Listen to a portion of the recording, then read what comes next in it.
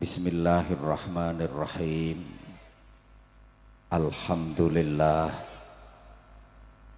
wasyukru lillah wal khairu wasyarru bimasyiatillah. Asyhadu an la ilaha illallah wahdahu la syarikalah wa asyhadu anna Muhammadan abduhu wa rasuluhu la nabiyya ba'dah. Allahumma shalli wa sallim wa barik ala man fihi uswatun hasanah sayyidina wa maulana wa syafi'ina wa qudwatina wa uswatina wa habibina wa qurrati a'yunina Muhammadin sahibis syafa'ah wa ala alihi wa ashabihi wattabi'in wa man tabi'ahum bi ihsanin ila yaumil qiyamah. Subhanaka la ilma lana illa ma 'allamtana innaka antal alimul hakim. Rabbi shrah li sadri wa yassir li amri wahlul 'uqdatam min lisani yafqahu qawli waj'al li waziran min ahli.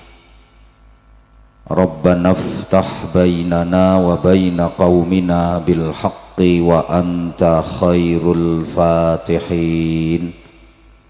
Rabbana atina min ladunka rahmah wa hayyi' lana min amrina rasyada. Amma ba'd. Sadatal masyayikh, ulama anal a'izza, para habaib, para bapak kiai, para ibu nyai, para sesepuh lan bini sepuh ingkang dipun takzimaken.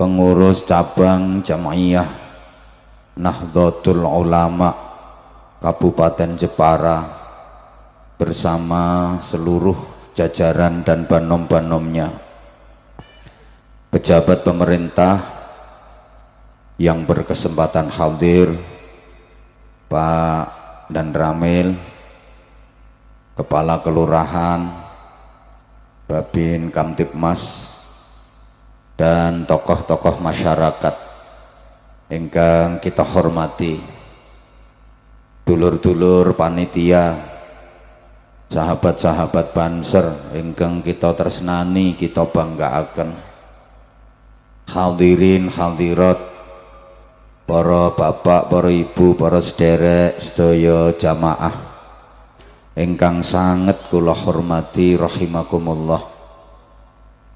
Reformasi terbesar yang pernah terjadi di dunia ini adalah reformasi yang dilakukan oleh baginda Rasulullah Muhammad sallallahu alaihi wa alihi wasallam. Kurang lebih 23 tahun merubah tatanan masyarakat yang jahiliyah menjadi Islamiyah dan berakhlakul karimah, merubah masyarakat dari yang biadab menjadi beradab, dari yang penuh dengan kemusyrikan dan kekufuran menjadi masyarakat yang kuat dalam keimanan dan ketakwaan. Saking menika kula panjenengan ummatipun Kanjeng Nabi Muhammad sallallahu alaihi wa alihi wasallam punya tugas utama untuk selalu berusaha meneladani perilaku-perilaku beliau di dalam seluruh aspek kehidupan kita. Ringkese menungso urip ten donya niki tugas utamanya adalah berusaha untuk menjadi baik. Idza aradta an tas'alallah fas'al sholaha nafsik. Sampeyan niku nek njaluk napa-napa ten Gusti Allah mboten usah neko-neko.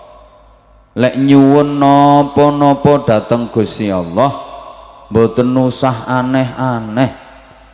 Njaluka kebagusane awak sampeyan. Nyuwuna dados tiyang ingkang sae.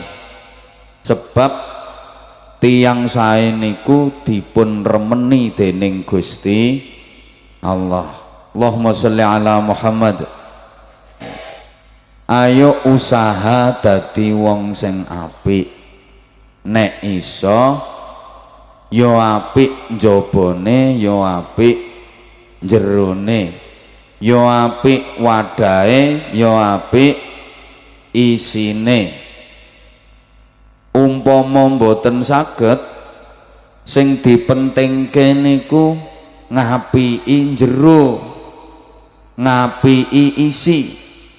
Sebab ingkang dipun nilai dening Gusti Allah menika sanes wadahe, sanes njabane. Sing dinilai dening Gusti Allah menika isine, jerone. Innallaha la yanzuru ila suwarikum wala ila ajsadikum walakin yanzuru ila qulubikum wa niyatikum. Orang ngerti ya wis. Nek iso apik njaba jero, omahe apik, wonge ya kudu apik. Lah nek ora iso omah ora pati apik ya wis ora apa-apa, sing penting wonge apik. Aja nganti kapiken omah. Aku nek nyawang omahe ya seneng, bareng petuk wonge senep. Omahe apik banget, tapi sing duwe omah kelakuane elek. Wonten napa mboten? Ten mriki RT pinten manggene? Ditamoni niku suguhane nggih akeh, jajane nggih rena-rena. Ning sing duwe omah omongane nyelekit gatelate. Kuwi panganen jajan kuwi. Jajan enak-enak tok kuwi.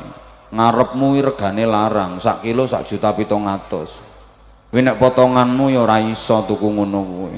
Mumpung nok kene nanti pangan, nek ora nok kene ora ngira ketemu jajan ngene iki. Ora usah isin nang dipangan. Kolun apa mboten? Ya kudu nyaduki.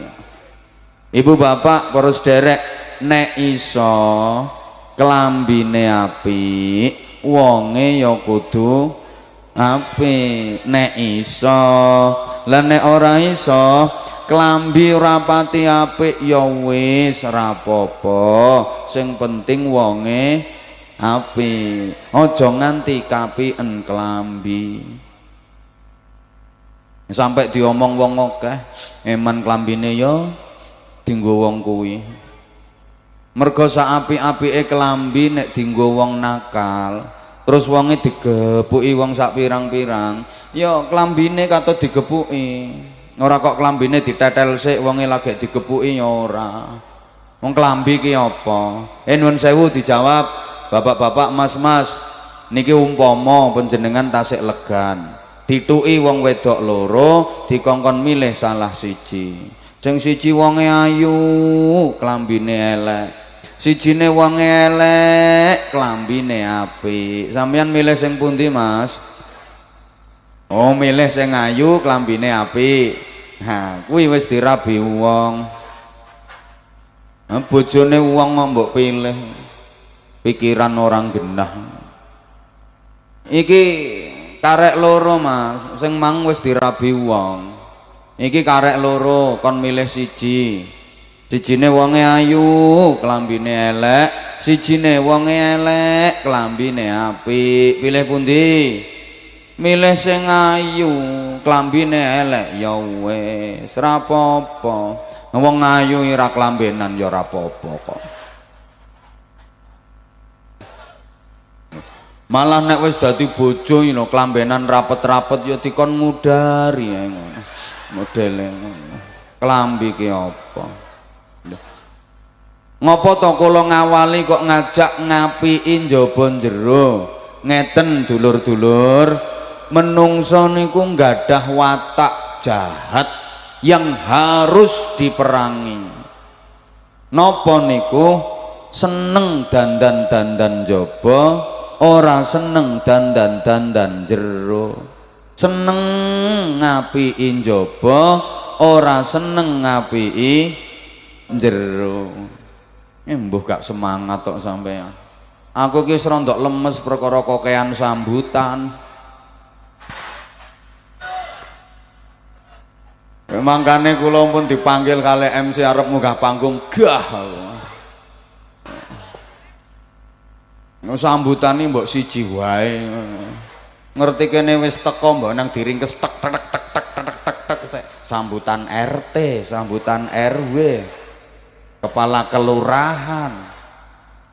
Iki selamete kok dan ramil ra njaluk sambutan pisan. Njaluk sambutan tak mutasi ambek aku. Allahumma sholli ala Muhammad. Menungso niki duwe watak seneng dandan-dandan jaba, ora seneng dandan-dandan jero. Sampai ibu-ibu niku lho nek arep petuk wong lanang liya, dandane yo apik-apik. Kaya ngene iki dandane yo ayu-ayu kabeh ibu-ibu. Soale kan arep petuk Anwar Zahid. Lho tapi nek arep petuk bojone dhewe lho ora gelem dandan, penguk-penguk ditokke. Mbok tengik-tengik lebus-lebus ya ditokno. Simpangan sret sing lanang ya semaput tok. Wong lanang nggih sami lek omong-omong karo wong wedok liya ku kalem, alus, nglamit, raine ajer kaya wong apian. Tapi nek ngomong karo bojone dhewe lho iso keras, kasar, nang bentak-bentak.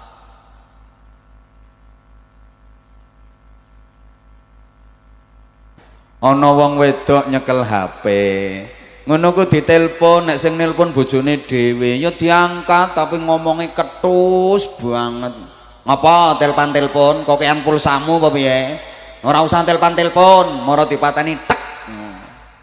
Tapi nek sing nelpon wong lanang liya seneng guyang-guyu mesam-mesem sampai mlakune mobat mabit. Nubruk cagak ini ora krasa. Sampeyan saiki nondi ngono. Letreke. WA lho WA. Nek sing ngecat bojone dhewe, nek jawab ya ringkes-ringkes.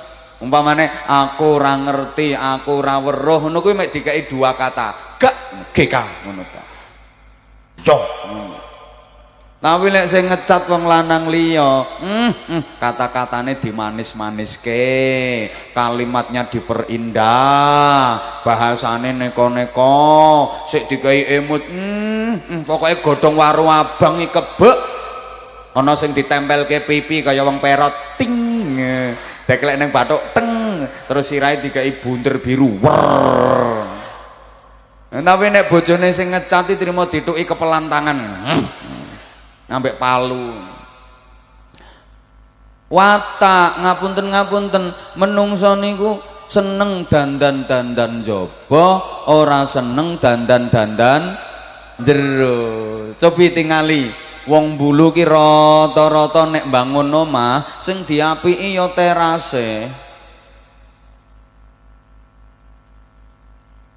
Njero kamar elek ya wis sing penting terase apik. Padahal nek dipikir teras kan cuma njagani wong liwat.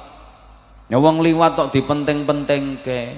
Timbangane ngono ya ora usah bangun omah, nang banguno teras ngono wae.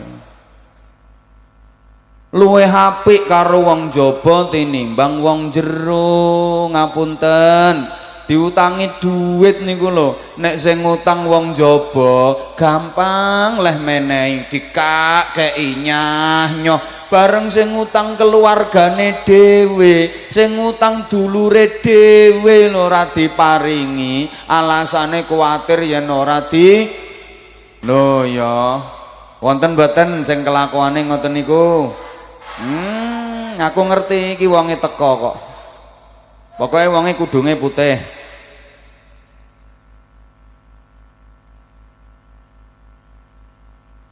Lho Kanjeng Nabi Muhammad sallallahu alaihi wa alihi wasallam nek pesen pripun, khairukum khairukum li ahli wa ana khairukum li ahli.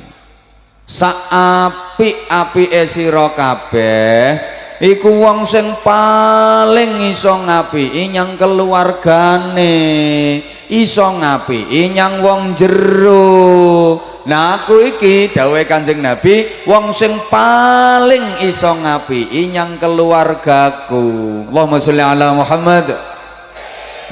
Nah kita ora mboten luweh mikirke wong jaba tinimbang wong jero. Ana bapak-bapak yang senengane mikirne bojone tangga. Bojone tangga dipikir sampai meruntus. Bojone dhewe dinjarke sampai garing. Bu, wong jero sing paling parek kudu diapiki niku nggih bojo. Taman rungokno. Sing dirasake bojo niku ya njaba jero. Tapi sing paling kena dirasake bojo mboten jabane, napane? Ayo to jawab, sing paling kena dirasake bojo niku mboten jabane, napane? Jerone. Mulane ana wong lanang ganteng, bagus, gagah, gede dhuwur, blengah-blengah. Entuk bojo wedok sing welek cilik ndik mentekel kunting jembure kelek kecut ngentutan merongos pisan. Tapi keluargane bahagia, tentrem, sing lanang sayang banget tok. Gek dipoyoki kanca-kancane. Mas, duwe ingon-ingon kaya ngono kok telaten. Cara aku ya tak tuntun yang pasar sapi tukar tambah. Leh jawab piye? Lho, pancen kowe nyawang jabane, kowe ra roh jerone kok. Mau nondi mau. Ngene iki lho ganggu konsentrasine wong ngaji. Asli ganggu. Ra ngira tak ombe. Kadung purek.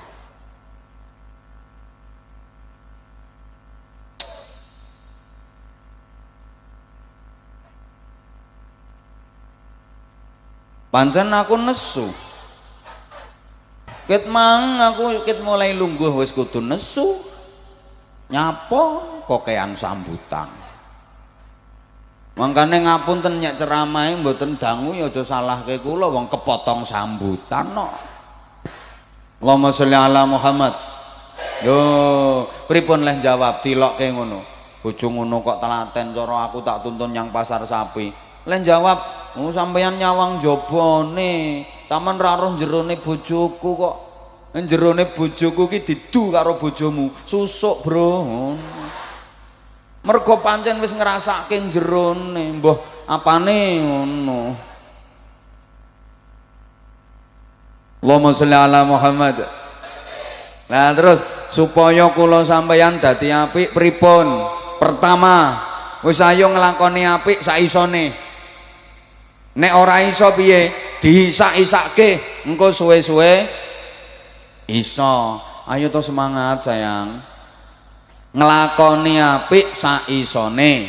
Nek ora iso diisak-isake, engko suwe-suwe iso. Mangkane wong sepuh biyen leh nuturi nok le wong jenenge wae menungso. Kuwi tegese yen dimen-menke engko suwe-suwe dumunung iso.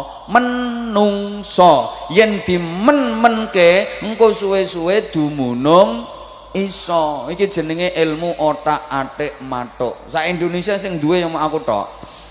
Murane larang. Loh, tegese ngeten. Panjenengan salat wis nang dilakoni salate ora khusuk ya wis nang salat terus dikhusuk-khusukke engko suwe-suwe iso khusuk. Lho iki rumus Bapak Ibu, nyun ngapunten tak baleni. Kok gak konsentrasi ya ibu-ibu? Rungokke keteranganku kok malah mbayangke. Modele lek mbayangke ngene kok ndane ya aku dadi bojone wong kuwi ngono. Rungokke iki lho. Salat dilakoni ora khusuk ya wis nang salat terus dikhusuk-khusukke engko suwe-suwe iso khusuk. Niku rumuse. Pertama ra iso khusuk ra apa-apa entuk melungker tok. Allahu akbar. Lumayan entuk melungkere. Lah terus mantun ngoten dikhusuk-khusukke usolli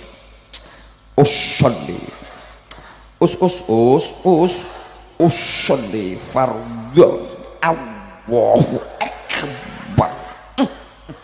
Entuk melungkere entuk khusuke.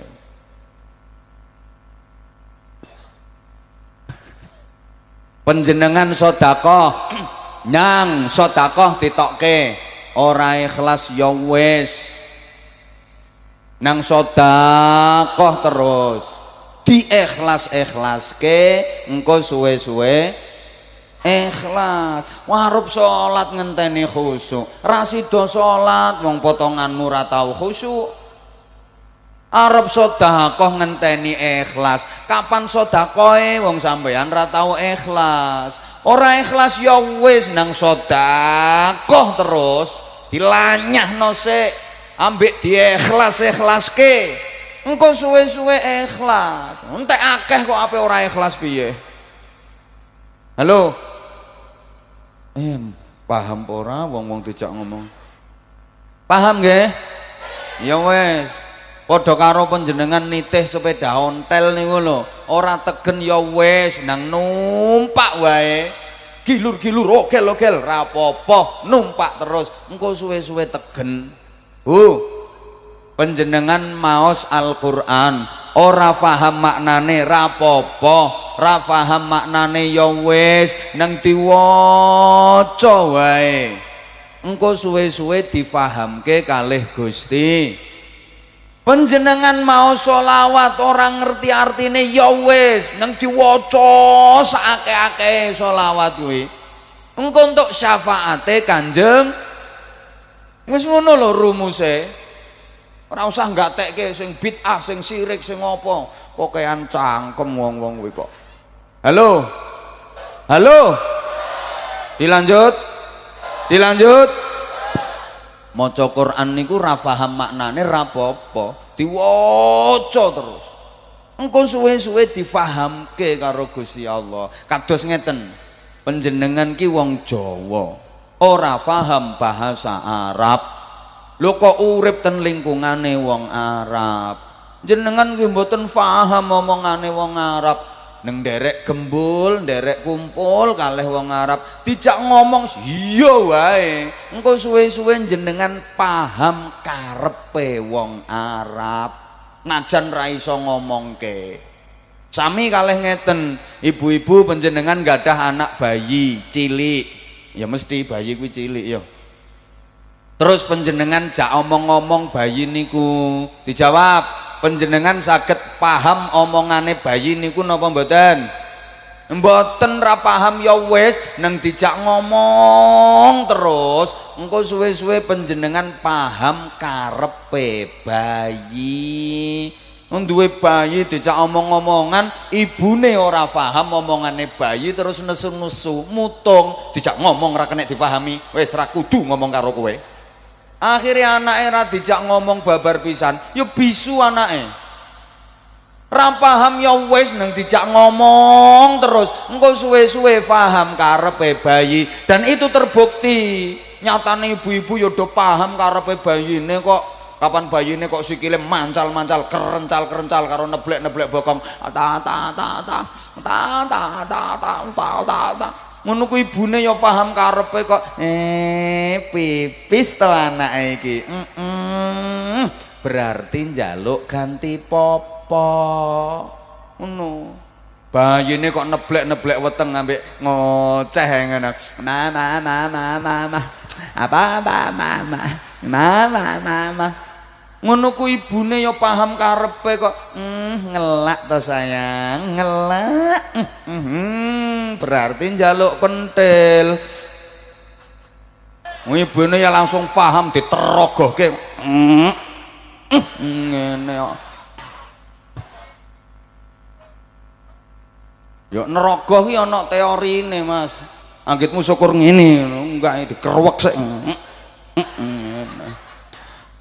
Iki penelitian iki, Bro. Terus bayine leh buk kok kelipan, gelebak nengen, gelebak ngiwa, ambek guyu-guyu. Ngono ku ibune ya paham karepe kok njaluk adik to iki. Ibune langsung goleki bapake.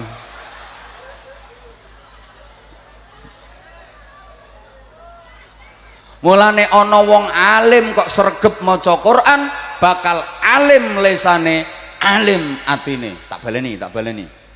Ana wong alim kok sregep maca Quran, sregep maca sholawat, bakal alim lesane, alim atine. Ana wong bodoh kok sregep maca Quran, sregep maca sholawat, ya tetep bodoh.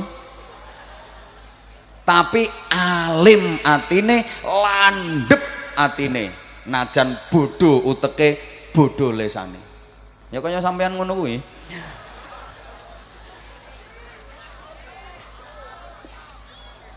Sapa ngomong ngenyek?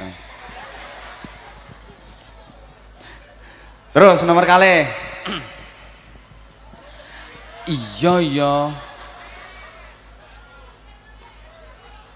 Supaya dadi wong apik latihan ngulinake apik, membiasakan kebaikan. Ini saya sampaikan di mana-mana. Apik niku angel, estu angel.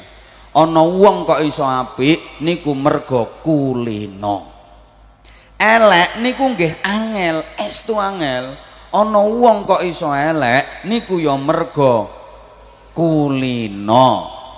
Makanya ana pepatah, ala bisa karena biasa. Orang jadi bisa itu karena terbiasa. Jarine wong Jawa, witing tresno jalaran sangka kulino. Niku bahasa Inggrisnya waiting tryson jalaran saka kulation. Sak karepku to sing ceramah aku kok. Apik niku angel. Ana wong kok iso apik mergo kulino. Ora ana apik ndadak ya ora ana. Moro-moro apik ora ana.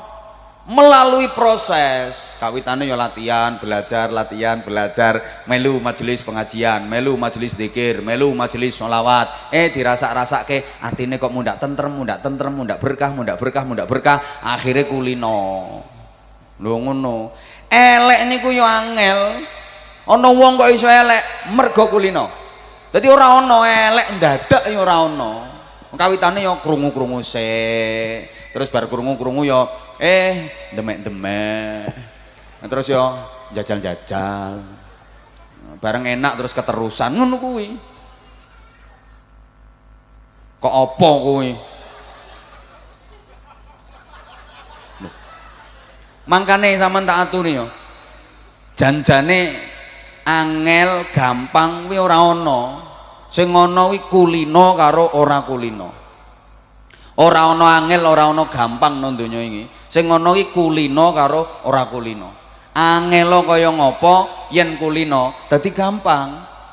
Gampang kaya apa yen ora kulino dadi angel. Bapak-bapak, mas-mas nyuwun ngapunten tolong dipun jawab. Misuh niku angel napa gampang? Angel misuh niku.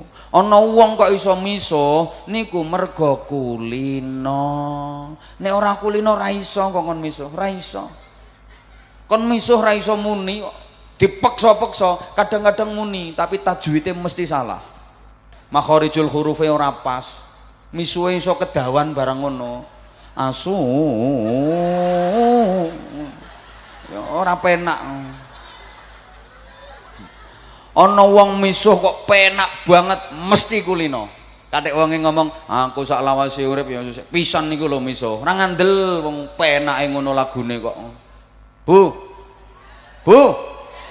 Ngomeli bojo niku angel napa gampang? Angel, Bu. Ngomeli bojo niku angel. Ana wong wedok kok nganti iso ngomeli bojone niku merga kulino. Nek ora kulino ora iso, kongkon ngomel lho ora muni. Neng kok wong wedok ora kulino ngomel terus karo ibune diomongi, bojomu diomeli kono. Wong lanang ora gelem tandang gawe, mangane akeh, klimbrak-klimbruk kaya tumosual.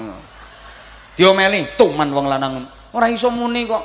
Aku ora iso kok, Bu. Kongkon ngomel piye? Ora iso kok. Ora iso. Tapi nek kulino, lancar. Orang ngira kentekan kamus. Oleh kata-kata. Sekali ngomel muni terus nganti ra iso mandek ki mergo keturon. Wis keturon iki lho bareng tangi iso neruske meneh kok. Judule ya padha iso bersambung runtut ngono. Neng sing penggawean ngono ki wonge kudu ngireng pokoke. Mulane wonge ya rontok lemu, bojone mesti kuru bojone.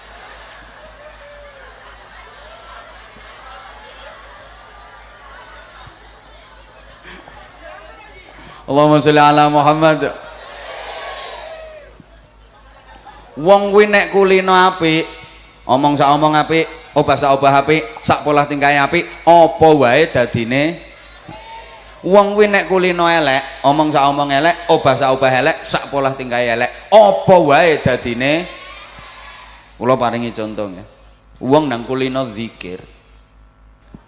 Teko lesane niki nggih gampang medal zikire. Enteng diajak zikir, diajak sholawat, mergo kulino.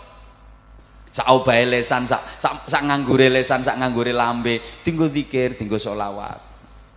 Kaget sak kaget metu zikire. Enak-enak melaku nang kebreset seret innalillahi ya Allah astagfirullah ngono. Ketemu kanca ngono, Masya Allah Mbak, lawas gak ketemu sampean. Nah, kok tambah lemu sampean saiki ya Allah. Piro anak sampean ya Allah. Enteng.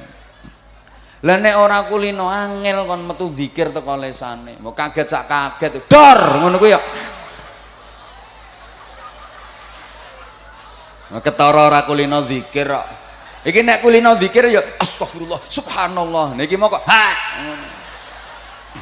ra kulino. Apa balenin neh? Lak siap-siap kowe. Balenin neh jare. Wong niku nek kulino zikir nyun ngapunten nggih. Misale mangan nggih nyekeli sendok lah kok merucut klunting sing metu ya zikir. Ya Allah, lah kok merucut ta sendok iki lunyu tiba iki ya Allah ngono. Duwe jemuran pakaian kuwatah wayah ketika angine kenceng nglebat kabeh ngono ku ya ngono. Leh kunata ora karuan, lah kok kena angin kaya ngene masyaallah, lak ngumbah maneh ora apa-apa. Ya Allah ngono. Putune teko ya ngono. Masyaallah, putuku wis gedhe ayune ya Allah. Iki sok wayah mati kaget. Roh meninggalkan jasad kaget. Sing metu ya zikir Allah tek ya ben pantes dikai oek ngono. Yo ceramah sing larang kan ngene iki modele. Pengen murah ya rasa ngundang aku. Ketua RT-mu kon ceramah dhewe. Ngeyel lah. Bola-bali dikandani, larang kaya pantes wong rupa nggawa rega kaya. Ngene. Loh, lah nek pancen ngoten estu. Begitu mati menyebut asma Allah, apa janji Allah? Ana jalisu man dzakaroni. Niku hadis qudsi. Aku Allah siap mendampingi orang yang berzikir menyebut asmaku. mati niku langsung disambut kalih Gusti, disambut dengan kalimah yang sangat indah nan syahdu. Ya ayyatuhan nafsul mutmainnah irji'i ila rabbiki radiyatan mardiyah fadkhuli fi ibadi wadkhuli jannati. Masya Allah, indah sambutan Allah. Terus dilebokno swarga, gak mlebu dhewe Pak, dilebokno. Penak ndi Pak, mlebu dhewe ambek dilebokno iki penak ndi? Hah? Penak ndi? Penak dilebokno. Dilebokno iki tandane terhormat. Wonten acara ngeten terus ana wong rawuh, monggo-monggo mlebet, monggo panjenengan mlebet, monggo mlebet. Tandane terhormat niku. Lah nek ora dilebokno ya ndongsong-ndongsong ngono wis.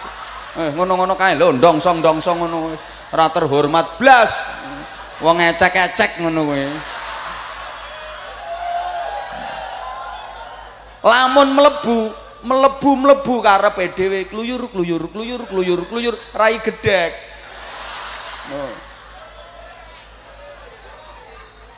Dilebokno iki terhormat, sing dileboni ya seneng.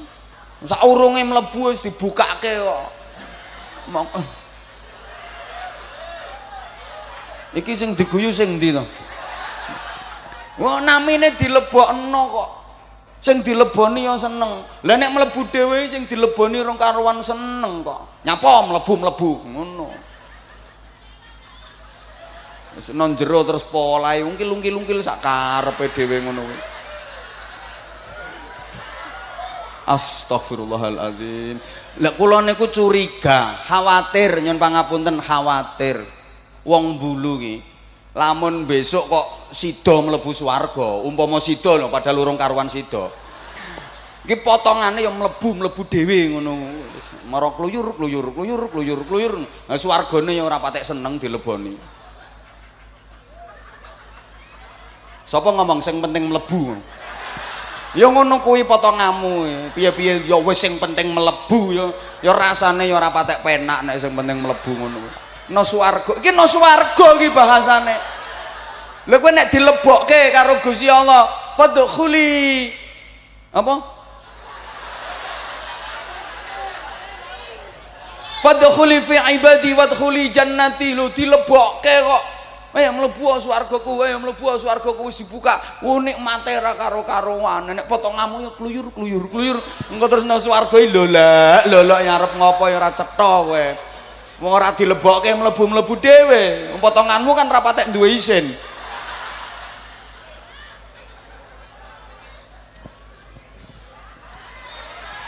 Lah iya.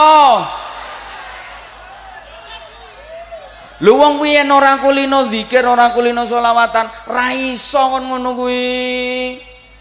Mbok mangan ya nyekeli sendok kok merucut. Iso nesu-nesu kok. Sendok dicekeli kok ucul, sendok apa ngene iki lho. Sendok dinesoni kok. Duwe pemean kelambi akeh banget gek wayah ketiga kena angin. Nesu-nesu, leh ku nata sekesuk, lah kok morat-marit kaya ngene. Angin jan kurang ajar angin iki. Yo ngono. Mbok ponakane teko ya ponakane ngono. Iki sok wayah mati, roh ninggalno jasad, kaget ya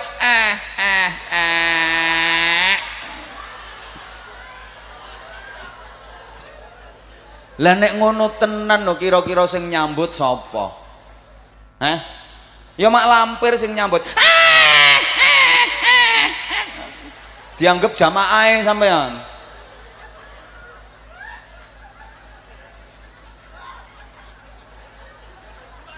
Oh, kok jamaah mak lampir ngelumpukno kono kae.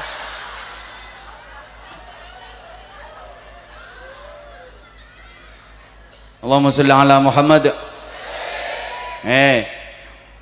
ana wong lara ya, wong loro lara karo penyakitnya podo, jenis penyakitnya sama, ukuran sakitnya juga sama persis, tapi gayanya bisa berbeda, gayane iso beda.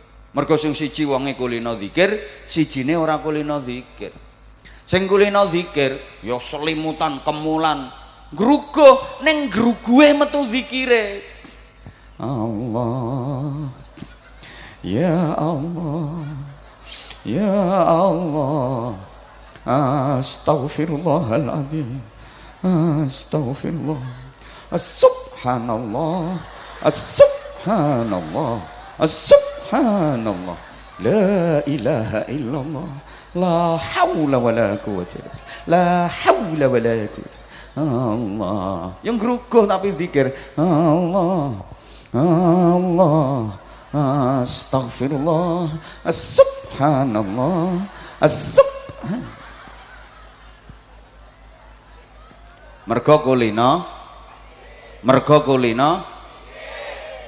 ya sijine orang kulino zikir dadi ya kemulan geruguh ora metu zikire ming sambate ngaruwara aduh modele kaya wedhus kuyuan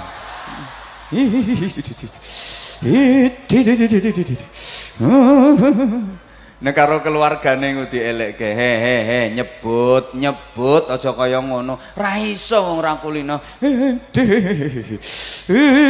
keluargane nesu to ditapuki lambene nyebut ayo nyebut lagek gelem but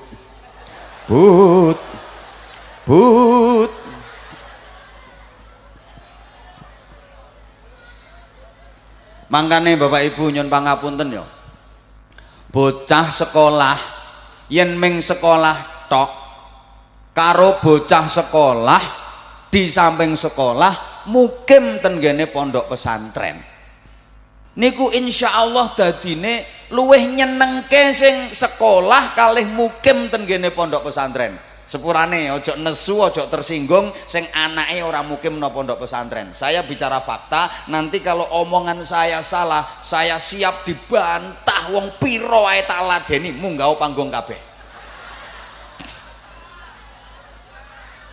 Tak baleni bocah kuwi nek ming sekolah tok karo bocah sing sekolah gelem mukim tenggene pondok pesantren insyaallah dadine bocah ki luwih nyenengke sing sekolah ambek mukim nanggone pondok pesantren luwih apik sing sekolah ambek mukim nanggone pondok pesantren. Nyuwun pangapunten.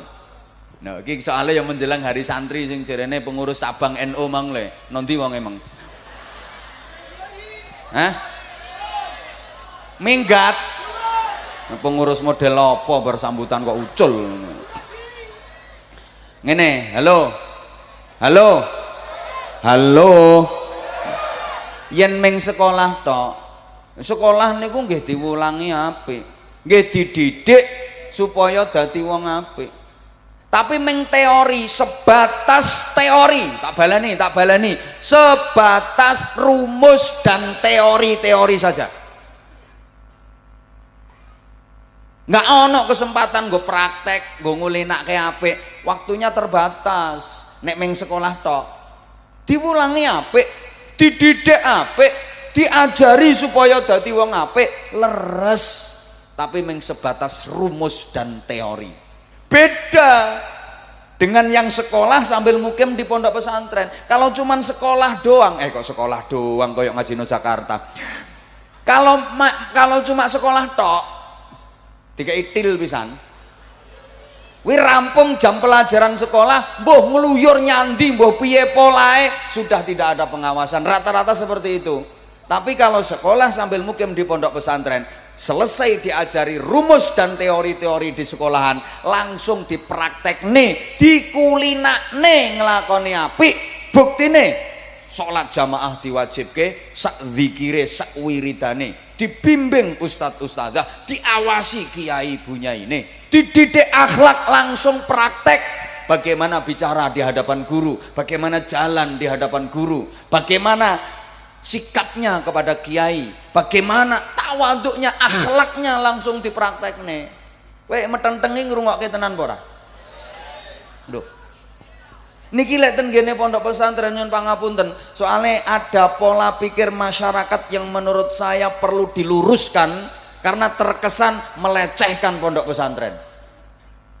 Sadar nggak sadar harus disadari. Roto-roto wong bulu leh ngudang putra putrine lak ngene. Le sekolah sing tenanan.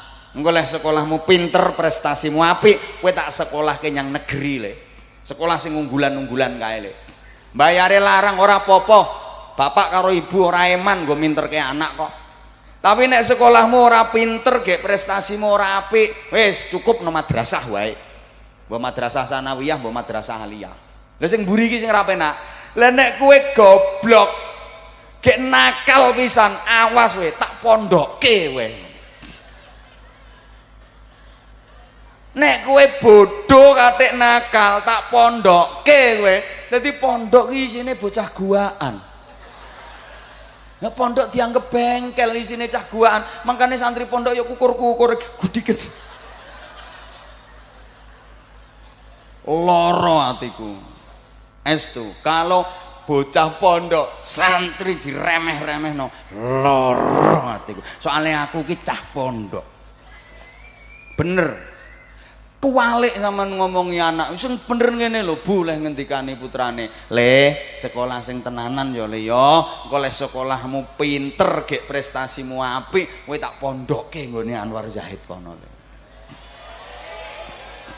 ora usah promosi wis laris kok promosi barang lho ngono terus ke kowe yen iso kaya Anwar Zahid ke penak kowe engko ngomong sak jam wae hasilnya ngalah-ngalahke bapakmu kerja 6 wulan kuwi lewe anyel aku kok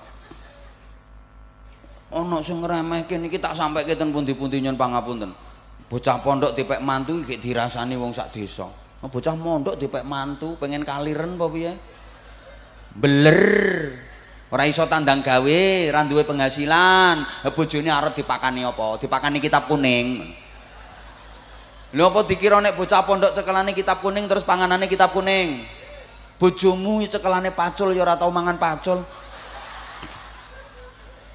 Polisi, tentara cekelane pistol ya ora tau ngemplok pistol kok. Kula niku bendina nyekel mik ya ora tau ngletaki mik. Ora eneng mik sing krowata-krokoti niku ya ora eneng kok. Justru santri pondok itu manusia yang serba siap dan serba pantes. Tak baleni. Santri bocah pondok kuwi manusia yang serba siap dan serba pantes. Mulih teko pondok dadi apa wae pantes sing apik-apik lho ya maksud iki. Mumpung urung dibantah karo kuwi. Dadi maling engko lak ngono. Lho. Mulih teko pondok dadi petani pantes, mulih teko pondok dadi pedagang pantes, mulih teko pondok dadi ustaz ustazah, bunyai kiai banget pantese. Mulai teko pondok dadi polisi dadi tentara pantes dan banyak polisi tentara alumni pondok pesantren akeh no pundake wis bintang ora mek sret-sret ngono kuwi ndane apa mulai teko pondok dadi anggota legislatif pantes dadi pejabat pantes dadi pengusaha pantes woi lah anakmu sing mbok ragati ra karo-karuan S2, S3 sampai adol tanah le biayai kuliah, mulai dadi petani gak pantes blas. Mulai becak gak pantes blas. Lah nek santri mulai ke pondok becak pantes dadi kuli bangunan, pantes dan selalu siap santri mulai ke pondok. Dikongkon dagang siap. Mulai ke pondok kongkon ngimami salat jenazah. Siap kon ngimami sholat jamaah siap kon mimpin tahlilan yasinan manakiban sholawatan istighosahan siap ono acara seremonial kon sambutan siap ono kematian kon ngeramut jenazah siap mulai memandikan mengkafani mensolatkan sampai proses pemakaman selesai. Sorry bro we modelmu kaya gak terima tak omongin ngene anakmu yang S2 S3 itu tidak ada jaminan kalau anakmu itu nanti akan siap menjadi imam sholat jenazahmu. Rungokke kupingmu Padahal yang paling diharapkan orang tua dari anaknya adalah itu, ketika nanti mati yang memandikan jasadnya adalah anak-anaknya sendiri, yang mengkafani jenazahnya adalah anak-anaknya sendiri, yang menjadi imam sholat jenazah adalah anaknya, yang memikul ke kuburan anak-anaknya, yang memasukkan ke liang lahat bersama lantunan-lantunan doa adalah anak-anaknya sendiri. Anakmu entos pora? Sopo sing iso ngono nek gak santri? Ayo ngomong cucukmu saiki. Nesu aku iki. Mah iki nesu iki aku iki. Diremehke kok santri selalu siap. Ngapunten. Serba pantes dan selalu siap, mulai teko pondok kongkon ngarit, siap. Kongkon dadi kuli bangunan, siap. Gak gengsi, gak izin, pancene cah pondok kan rapatek duwe izin. Dadi kon ngedos siap, kon dadi kuli bangunan siap, kon ngentekke donyane maratuwa siap kok.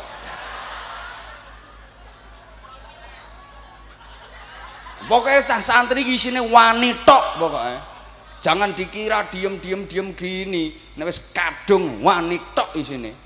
Nah, selama ini pokoknya menjaga keutuhan NKRI tetap. Gak gelem dan santri kon duwe demo aneh-aneh. Ono sing demo sing pondok pesantren ini demo raneng, tawuran antar pondok pesantren reneng ngono kuwi.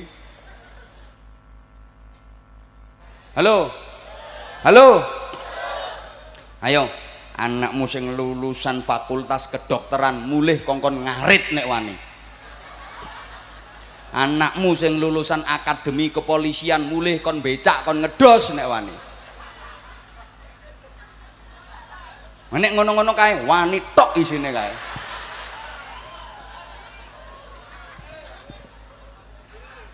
Diremehke soal penghasilan, sorry, yang bicara di hadapan Anda ini santri, anak pondok. Soal penghasilan, ayo wong sakmene akeh ndi sing penghasilannya paling gede ngacung.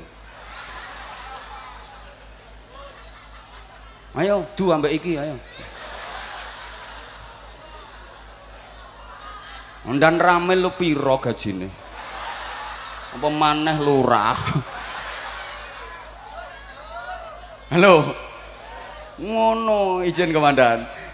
Aku ngekei motivasi wong-wong ini menjelang hari santri ben semangat. Lo andai kan nggak ada santri dan para kiai, mungkin sampai hari ini Indonesia belum merdeka. Lo cikal bakale tentara isopo santri. Ulama, para kiai, takokne dan ramil nek ora percaya. Adek ora ngakoni tak mutasi ambek aku.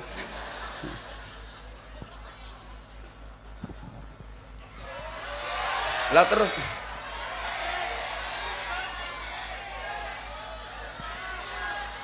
iya.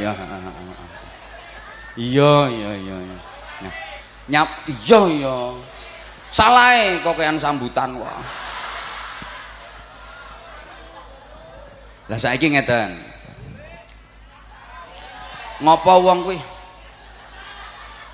Aku iki karo ngempet luwe asline. Ngopo kok dikongkon apik ngene? Bapak Ibu, dirungokke to? Lho wong kuwi nek wis apik ora bakal kena diremeh-remehke. Wong nek apik tenan ora iso dielek-elekke. Ana wong apik kok diremeh-remehke tambah mulyane. Wong apik kok dielek-elekke tambah mundak apike. Wong apik iki padha karo berlian, padha karo permata, cemplungke kali, cemplungke got, cemplungke peceren, makin cemerlang, makin mengkilat. Emas ditutuki gak mundak burek, mundak gila, Bro. Mulane wong apik dielek-elek, dizalimi, difitnah, digosip, dadine ya gosip, makin digosok makin tenanan kok.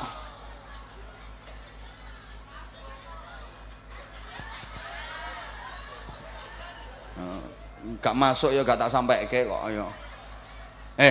Sebalike wong nek elek ora kena dimulyak-mulyake. Wong elek dimulyak-mulyake tambah asor. Wong elek ora kena diapik-apike. Wong elek kok diapik-apike tambah cetha eleke, pating serungat. Yen pangapunten, wong nek dudu kiai, mbok dipacaki model kiai kaya apa? Ra eneng wong nganggep kiai. Kowe to kei surban sing wedi wong mbok kaya Batman. Ra ngira ana wong nganggep kiai. Ayo gaweke tasbih sing gedhi klopo direntengi ngono. Ora bakal ana wong nganggep kiai, wong pancen dudu kiai. Lah nek pancen asli kiai, mbok pakaiane biasa sederhana yo.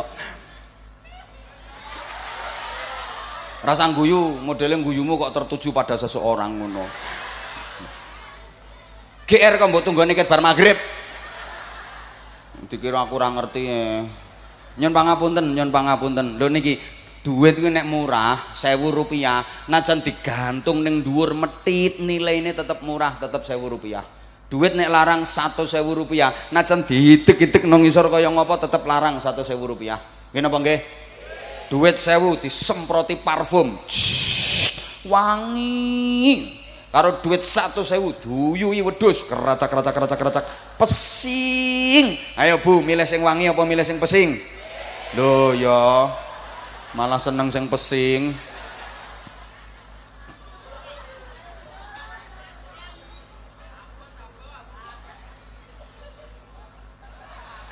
Lah wis saiki wong dikira ora kesel apa mbek wong-wong. Wong apik kuwi iya ya.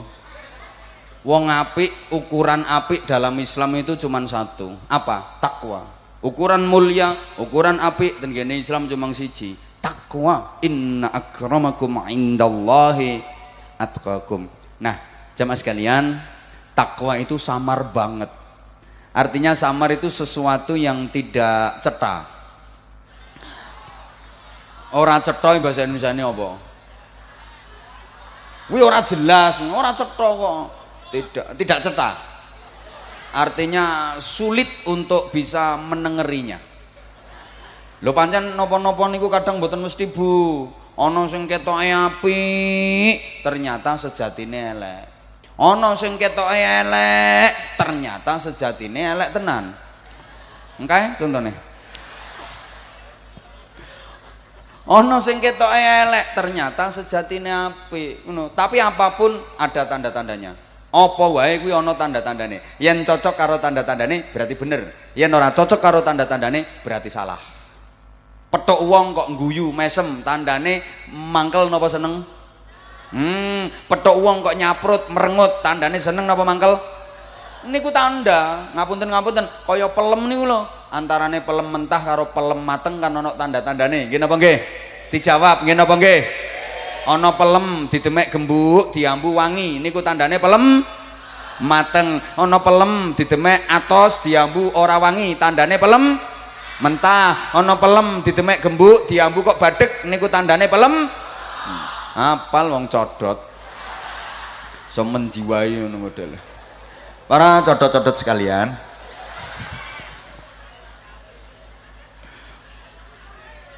lah saiki wis ta padha codote ora usah nesu. Lah saiki napa tanda-tandane takwa? Wis. Lha wong mlebu swarga niku ora mergo amale, mergo rahmate Allah. Wasilahe takwa karo husnul khuluq, takwa karo akhlak sing apik. Makanya misi utama diutusnya Rasulullah niku li utammima makarimal akhlak. Iki ana kaitane ngono. Mbok paham mbah enggak ngene iki. Di antara tanda-tandane niki pun sering disampaikan ayatnya kalih para kiai, saya hanya menindesi saja. Menindesi itu ya menegesi. Heeh. Hah? Ha iya kuwi kaya lambemu kuwi heeh. 1. Alladzina yunfiquna fis sarra'i wad-dharra,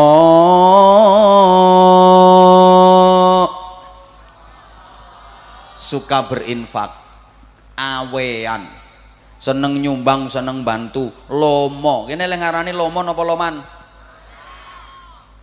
Padha wae ya wis. Seneng sedekah, kapanpun, dimanapun, dalam situasi dan kondisi bagaimanapun. Maka redaksinya Al-Quran fis sarra wad dharra, fis sarra ing dalam waktu longgar, wad dharra ing dalam waktu sempit. Seneng sedekah. Dijawab nggih, seneng banter, seneng di waktu longgar, banter di waktu longgar, di waktu sempit, di waktu lapang, di waktu kepepet, di waktu sugih, di waktu melarat. Sing banter di waktu bunga, di waktu susah, di waktu sehat, di waktu sakit. Niku wong apik, wong takwa. Soalnya eneng wong gelem sedekah ngenteni lara. Angger lara iki bancaan. Tapi nek gak lara ya ora tau bancaan. Sampai tangga-tanggane niteni, kok wis suwe ya ora gering.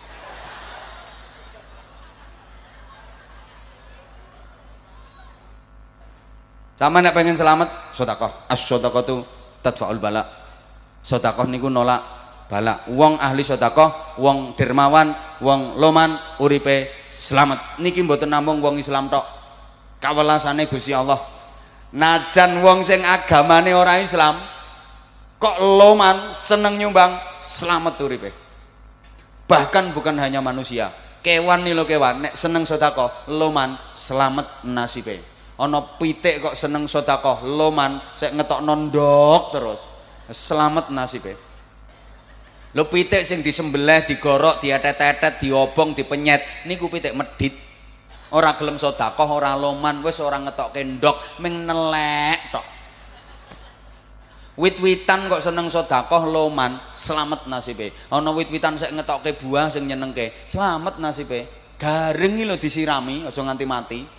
Wit-witan sing ditebang, diketok, diperkul, dipecel, diobong niku wit-witan sing medhit, ora gelem sedekah, wis ora ngetokke buah sing nyenengke. Sorry, ana wit-witan sugih ning medhit, contone telo. Pohong iki lho, pohong wong kene lah ngarani apa? Kaspe. Hah? Pohong gayamu. Wit telo, wit pohong niku sugih niku donyane sak pirang-pirang. Ning ora diketok-ketokke, disimpen jero lemah, dipendem.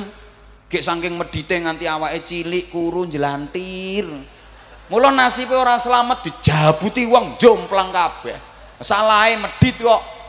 Cobi wit-witan nek gelem lomo, seneng sedekah kaya wit pelem kuwi. Sugih, donyane akeh, ora disimpen, ketok-ketokke gondal gandul ngono. Sapa pengen njukuka, sapa arep muthika, nggotheka, nepelemi apian banget, dibandemi watu mbalese pelem kok. Mula nasibe slamet, ora ana wong njabuti wit pelem ora ana.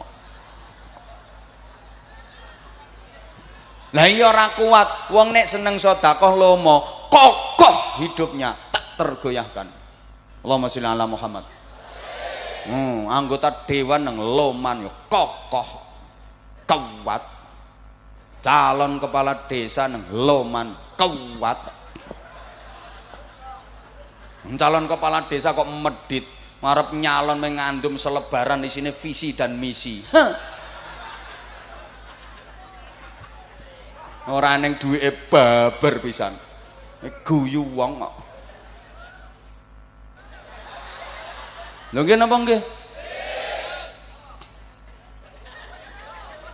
Lah terus saiki sedekah niku ukurane sing bener sak pira? Ngeten, nek cara mbulu sedekah kuwi rak sak ikhlase, ngoten to nggih? Nah, kuwi ukurane wong meleki. Prinsipe wong medhit sedekah sak ikhlase niku prinsipe wong medhit. Apa maneh sing penting ikhlas. Niku medhit saking medhite. Mboten ngoten, sedekah niku sing bener mboten sak ikhlase ning sak pantese. Ya beda kok sak ikhlase mbek sak pantese kok padha jare. Sak ikhlase kuwi sing penting ngetokke, pantes ora pantes pokok ngetokke niku sak ikhlase. Sing akeh ora pantes. Nek sak pantese itu disesuaikan dengan kadar kemampuan, disesuaikan karo kemampuane. Lah ukuran kepantasan gawe wong sugih kalih wong melarat benten. Nek wong sugih ki pantese ngetokke sedekah ya sakmono kae. Lah nek wong sedengan pantese ngetokke sedekah ya sakmene iki. Lah nek wong melarat-melarat ngono ngetokke sedekah ya sakmono kuwi. Nek sak pantese sak apa? Sak ikhlase syukur ngetokke, ning akeh ora pantese. Wonge sugih ngetokke sedekah ming 2000. Gak pantes wong kalunge kawedhi sepadha rantene kapal. Mlakune ngantek mbungkuk-mbungkuk kaboten kalung. Nyemplungi kotak amal kok ming 2000, ora pantes. Ngono lho. Eneng sorban keliling plung 1000. Padahal gelange renteng-renteng mulai ugel-ugel tekan kelek nang kiwa tengen kaya jaran kepang mlaku nyekeh-nyekeh. Sedekah kok ming 1000 ra pantes. Sugih, omahe apik banget lantai 3. Ana pengemis cacat lho wonge. Ngono kuwi ora maringi malah diilok-ilokke. Rene meneh. Ana wong ngamen ya sopan nggawa gitar permisi lagi diunekke jreng prei ra usah guyu kelakuanmu yang ngono kuwi kok ra pantes ngono mulane ukurane pindah melih mboten sak ikhlase tapi sak pantese mahalakam ruun ya'rifu qadra nafsi wong kuwi ora bakal rusak yen ngerti dedeg pawakane. Orang nggak akan celaka kalau sadar dengan kemampuan dirinya. Nek pawaan banyak, ngetok kendok yo sing gede, sepodo ukuran ndoke, sing banter ndoke banyak. Lah nek pawaan bebek, ngetok kendok yo sedengan, sepodo ndoke bebek. Lah nek pawaan empret, ngetok kendok yo cilik, sepodo ndoke. Niku rak pantes to jenenge. Ya ana banyak ngetok endok neng cilik sepadha ndok empret kuwi banyak edan. Ya diguyu wong akeh banyak kok ngendok empret banyak edan iki. Tak saduk kowe dahil saduk tenan ya ndeteng-ndeteng kok. Ngono. Ana empret lha kok dikongkon ngetok endok sepadha ndoke banyak ya ndondomi. Ya suwek, Bro. Mlakune mekeh-mekeh nganti emprit padha emprit omong-omongan sak kancane. Mbak, sampean jahitan piro, Mbak? Jahitan 7 aku, Dek. Aku jahitanku malah 9 kok, Mbak. Selorone ra karuan. Kapok, Mbak, aku mau ngendok meneh. Ini tak terus-teruske iso dobel aku. Nuwun sewu, ten Bulu mriki kathah pundi banyak kalih emprit.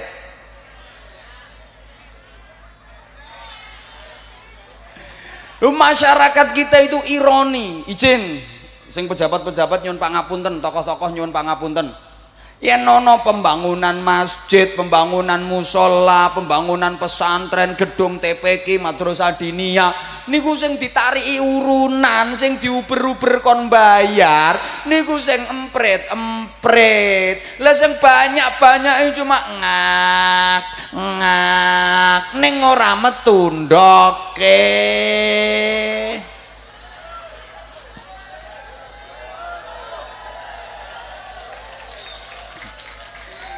Yakin sing tepuk tangan imprit kabeh.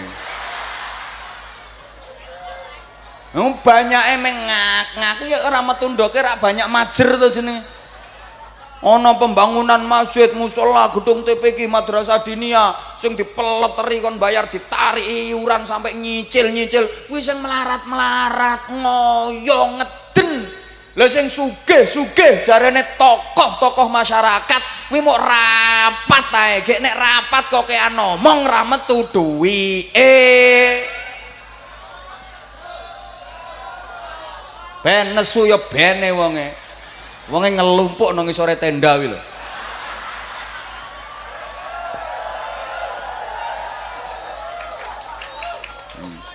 Sing ngemprit ya trimo dongsong-dongsong ngono kuwi. Ayo enggak terima munggah tak anteni. Malah ketara majermu kok.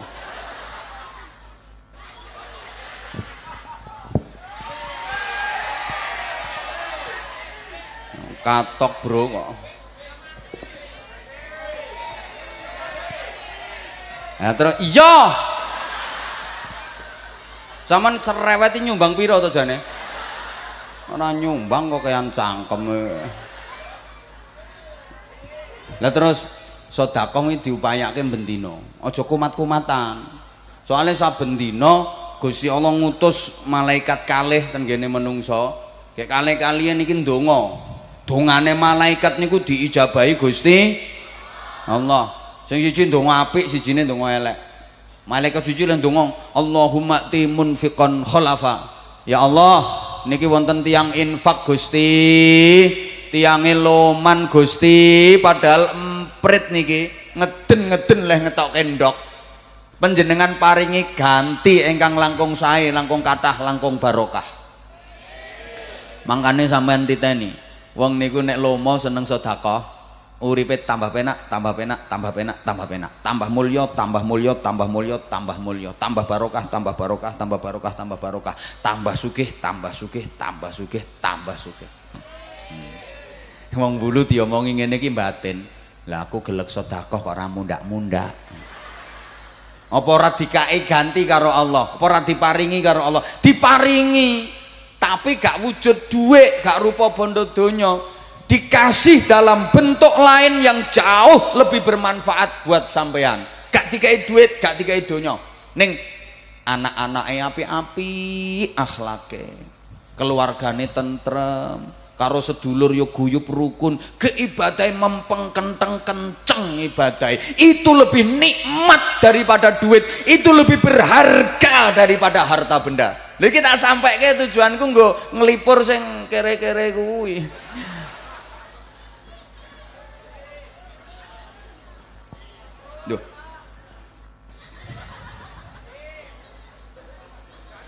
Le malaikat setunggal leh ndonga elek. Allahumma ti mumsikan talaffa. Ya Allah niki enten tiyang medhit Gusti. Banyak majer niki Gusti. Sugih ning medhite ra karuan. Ana masjid dibangun ya mbidhek. Ana santunan yatim ya ora nyumbang, ana pengajian ya ora melu urun, ana pesantren dibangun ya ora tau mbantu. Panjenengan rusak uripe tiyang niki Gusti. Medhite kliwat-kliwat. Sugih ning dikekep dhewe, didekep dhewe, tanggane ora tau weruh rasane. Saking medhite nganti entute diwadahi botol. Aja nganti tanggane mambu. Wong teleke wis metu digoreng meneh kok.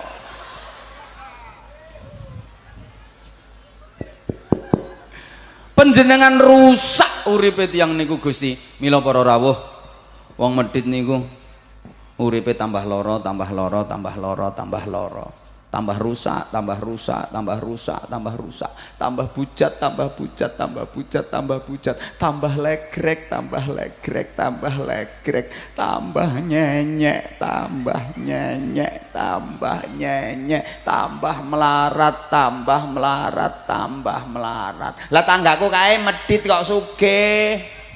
Wonten apa mboten? Oke, mungkin duitnya akeh.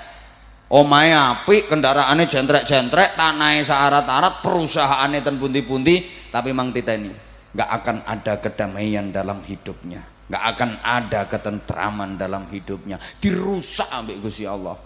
Anak-anake nakal-nakal, anak telu ora ana sing genah. Anake sing ragil umure sik 9 taun nih hobine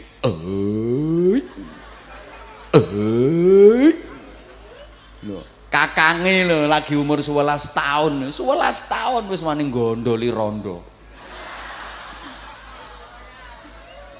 Dirusak ambek Gusti Allah. Karo sedulur geger mawon.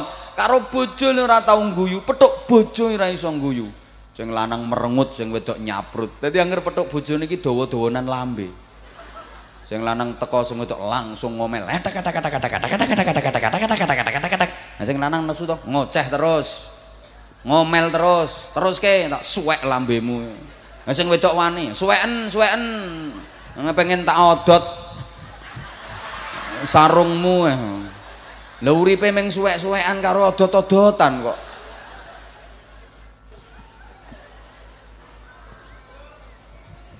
Yang kedua,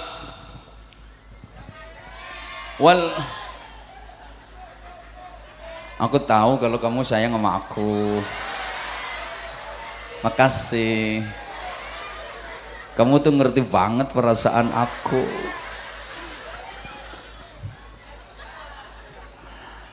Mampu menahan amarah, mboten ngamukan, mboten nesuan. Ngopo wong takwa kok gak nesuan? Ngeten, wong takwa ki wong apik. Lha wong apik niku sapa? Man ahsana man asaahu. Wong sing iso ngapiki wong elek. Mboten ngapiki wong apik. Nek ngapiki wong apik niku dereng apik namung balekke kok. Wong apik niku wong sing iso ngapiki wong mbuh ra nyaut tok. Kene iki ayu-ayu kok oon ya modele. Wong apik niku wong sing iso ngapiki wong elek. Najan dieleki balese tetep apik. Mulane wong apik niku butuh wong elek. Gawe napa? Gawe praktek. Wong niku ketok kualitas apike nek iso ngapiki wong elek. Dieleki karo wong nang bales apik. Ketok tenan kualitas apike. Mulane ibu-ibu jenengan umpami gadah tangga nang elek kelakuane disyukuri mawon. Alhamdulillah tangga ngene iki kena nggo praktek. Bu, bojo kereng ya disyukuri kena nggo praktek. Bapak ndek bojo cerewet alhamdulillah kena nggo praktek, ngoten nggih? Sami kalih ngeten lho. Guru niku butuh bocah bodoh. Damel napa? Damel praktek. Guru niku ketok kualitas gurune yen saged minterke bocah bodoh. Ana bocah ki asale bodoh elo-elo. Terus diulang kalih guru niku akhirnya dadi pinter. Ketok tenan kualitas gurune iki. Paham nggih? Paham nggih? Ngono. Mulane guru niku butuh bocah bodho nggo praktek. Lah sakniki aneh, kathah sekolahan-sekolahan sing jarene sekolahan unggulan niku lho, mboten purun nampi murid bodho. Sing diterima mung sing pinter-pinter tok. Nggih napa nggih? Aneh, wong sekolahan iki tujuane nggo minterke bocah bodho kok ora gelem nampa bocah bodho. Sekolah unggulan nih loh hanya menerima siswa-siswi dengan standar nilai sekian. Sing bodoh-bodoh ditolak ora diterima. Aneh iki. Iki padha karo ana wong bangun rumah sakit megah mewah indah apik bangunane. Bareng bangunan rumah sakit wis dadi terus diparingi tulisan ngeten, hanya menerima pasien orang-orang sehat. Aneh to. Makane ngapunten, nek sekolah-sekolah unggulan kuwi murid-muridnya berprestasi, wajar dong. Yen muridnya pinter-pinter, pantes wae wong mlebune muridnya wis pinter, gurune sing oon. Nah, gurune rak mung minterke bocah pinter. Paham po ora to dijak ngomong. Iki berarti sing tak omongi ora pinter iki. Halo. Halo. Kula mboten gumun, mboten heran apa maneh kagum lek ana sekolah unggulan kok murid-muridnya berprestasi. Dikongkon kagum, goblok.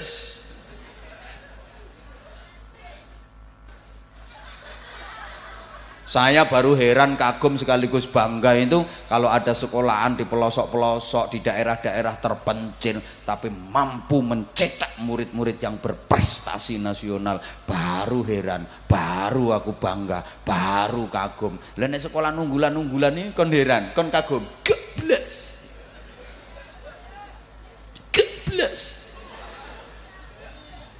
Gebles.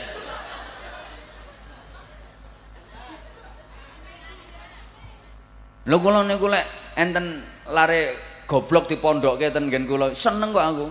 Alhamdulillah cah iki lolak-lolok. Kena nggo praktek guru-guru ya. Lho gurune iki lho teruji kualitasnya iki lek bocah lolak-lolok iso dadi ngalim tenanan. Iki guru tenanan. Ono. Ditekani cah pinter ora patek seneng aku tambahan. Nyaingi kiyaine.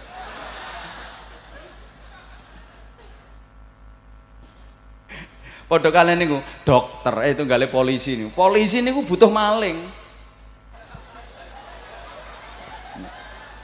Nggo apa? Nggo praktek.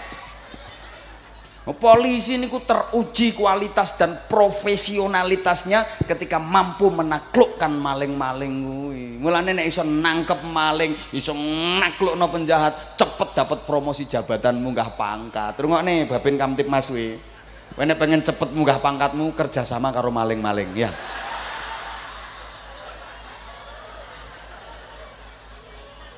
Yo janjian ngono. Engko tak tangkep aku munggah pangkatku tak colke ngono. Lho, ya tunggale wong ceramah ngene iki butuh jamaah sing goblok-goblok ngono. Nggo praktek, Beb, nggo praktek. Berarti ngono kuwi kok iso paham. Oh, berarti iki ceramahku masuk. Ngono lek sing pinter-pinter ngene iki karuan, diterangke sepisan langsung ngene. Lah nek kono kan. Lho akhire kuwi wah, berarti paham. Matur suwun ya goblok-goblok ya. Keberadaanmu bisa menjadi aku bisa menjadikan dirimu sebagai praktekku. Padha karo dokter niku butuh wong lara. Damel napa? Damel praktek. Dokter niku ketok kualitas doktere yen iso maraske wong lara. Ana wong sakit parah berobat tenggene dokter niku ditangani, akhirnya kok iso waras. Ketok kualitasnya dokter nih. Mulane dokter nek ditekani wong loro ora nesu. Apa ana dokter ditekani wong loro kok nesu-nesu? Nek waras ora tau rene, gering kok demek-demek rene. Kelakuanmu ora bener kowe. Mbok nek waras nang rene mboten. Dokter ditekani wong loro yang guyu mesem, monggo pinarak, monggo kok dangu mboten mriki. Pasiennya rontok sepi kok. Monggo pinarak, akhirnya terus ditekoki. Sakniki wonten keluhan napa nggih sing sakit napa? Ngono. Nah wonge ngomong, niki lho Pak Dokter, anu niki mboten saged ditekuk niki. Kaku ngoten. Gulu-gulu pikiranmu itu mboten saged ditekuk nih kaku. Jarene dokter mboten napa-napa niku kula paringi obat diunjuk nggih sedinten ping 3 injing siang dalu kalih lek ngunjuk. Lah mangke nek obate sampun telas kok tasik dereng saged ditekuk gulune sampean mriki malih lah ngoten to. Masa ana dokter maringi obat yang pasien, nyoh iki obat terakhir lho ya. Waras ora waras ora usah rene maneh tak gepuki kowe ngono. Ora ana dokter ngono.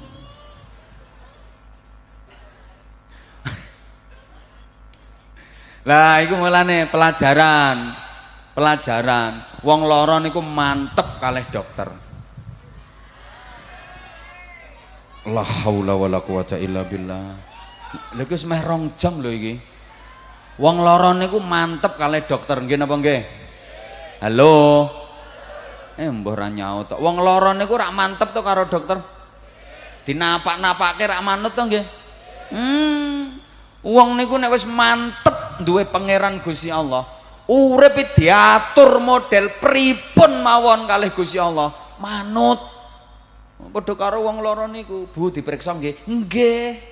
Jajal nek sing meriksa dudu dokter, tukang syuting iki misalnya. Ana ibu-ibu lara nang terus mara, "Mriki Bu, kula periksa dada sampean." Sampean paringke, ya kentir kowe. Ya moh wong ora mantep, tapi nek sing meriksa dokter, "Bu nuwun sewu nggih diperiksa." "Monggo," tambah ngrewangi ngudari kok. Doktere sampai bingung.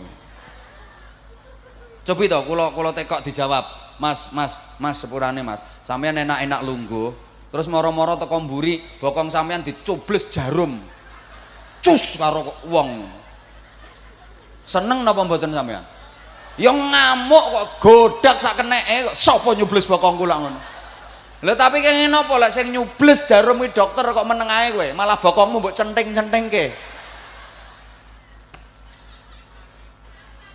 Mapan kok nyuwenting-nyenting ngene ben penak cublesane.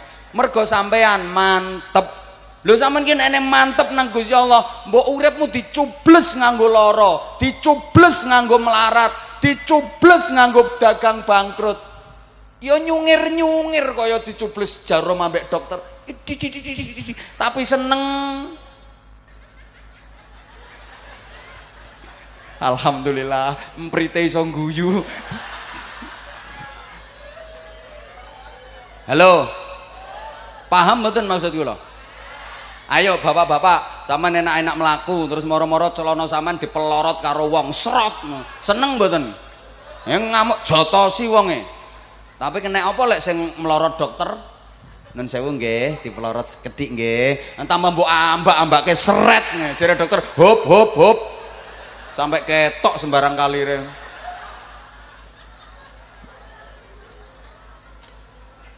Mergo sampean mantep. Uripmu iki mbok dipelorot karo Gusti Allah, diuji bojomu cerewet, diuji utangmu akeh, diuji duwe lara.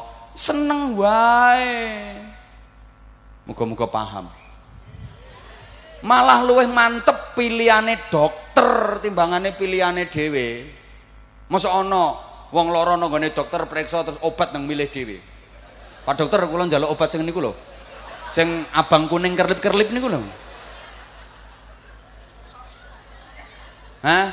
Lah uripmu nang Gusti Allah modele kok ngono. Ya Allah Gusti, kula njaluk ngeten, kula njaluk sugih Gusti, kula njaluk munggah pangkat Gusti. Lah kowe kok iso milih dhewe iki lho, blok-blok. Ora ira penak urip model ngono. Manuta pilihane Gusti. Padha karo wong lara manut obat pilihane dokter waras. Masa ana wong lara ditekoki dokter butuh obat ora? Ya butuh Pak Dokter. Ana milih dhewe kae. Nang kae obat sak pirang-pirang milih dhewe. Wani milih dhewe. Lah uripmu nang donya karo Gusti Allah gayamu kok ape milih dhewe ngono. Ra paham ya wis, ra paham ya wis. Pancene ngomongi wong sing ra patek cerdas ki ya angel kok. Ya wis. Emoh jam 11 iki. 2 jam. Mekaten ingkang saged kula aturaken estu kula kathah mature, kathah lepate, kathah khilafe. Nyuwun kanthi sanget pun bubar rumiyin, nyuwun berkah doa sange Habib. Monggo Habib panjenengan minggah fadhol, fadhol falyafadhol masykura. Saestu nyuwun pangapunten ingkang agung, kula kathah lepatipun, kula kathah khilafipun. Waffaqanallahu wa iyyakum lima yuhibbu wa yardah. Assalamualaikum warahmatullahi wabarakatuh.